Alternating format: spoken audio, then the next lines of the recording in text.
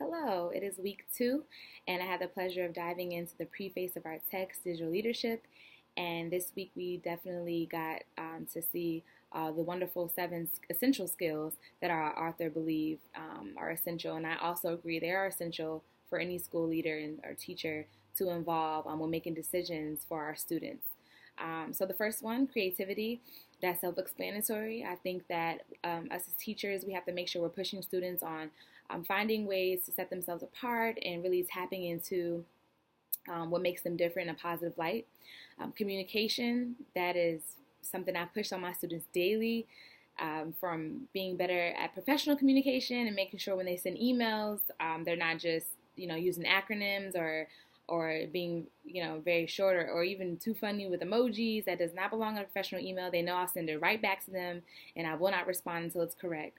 So I definitely push my students on that, as well as, making sure that they're being active listeners. I always joke with them and say, this is like the age of the telephone game. When I'm giving instructions, it starts off here and then it ends in total different translation by the time it gets to the last student's ears. So that's something I definitely push my students on daily.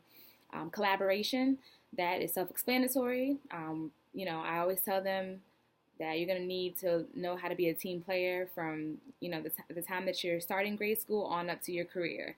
I even let them know that I was in a class now at 27 years old where I'd have to have a group assignment.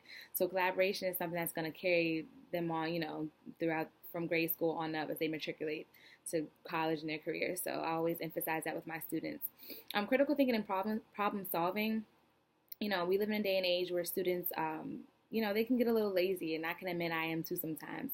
We have, the answers to the world at our fingertips, whether you jump on your iPad, your cell phone, your laptop. Sometimes, it's better to sit back and think of how I can figure this issue out with my own reasoning and logic.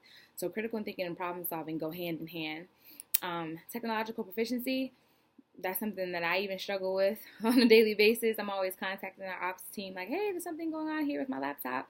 So pushing our students to make sure, they understand the concept of technology and that it's evolving every day, and that we have to keep up with the times, especially if they want to be competitive in most career fields. You've got to know how to use technology.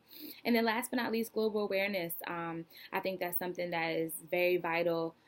Students need to make sure that they're updated on current events. It brings a sense of humility, and it cuts back on selfishness to know what's going on in the world around you. I make my students do little current event activities all the time, so I was glad that I read that in the preface as well. And to, go back over everything, these 7 skills to me, I think that Proverbs 22:6 sums it up. Train up a child in the way he should go, and when he is old, he will not depart from from it. And with that being said, I believe that scripture kind of sums it up. And I also think that these 7 skills should be taught early on to train up the child, whether it's, starting elementary school and with every year they matriculate through grade school. Each of these 7 skills gets a little deeper, gets a little more in depth. I think that is the perfect idea. I don't think there's an age limit, an age minimum or maximum where these skills can come into play. I think starting at kindergarten, they can learn, creativity, communication, collaboration, how to problem solve. All of these skills can definitely start as young as possible, in my opinion. So thank you.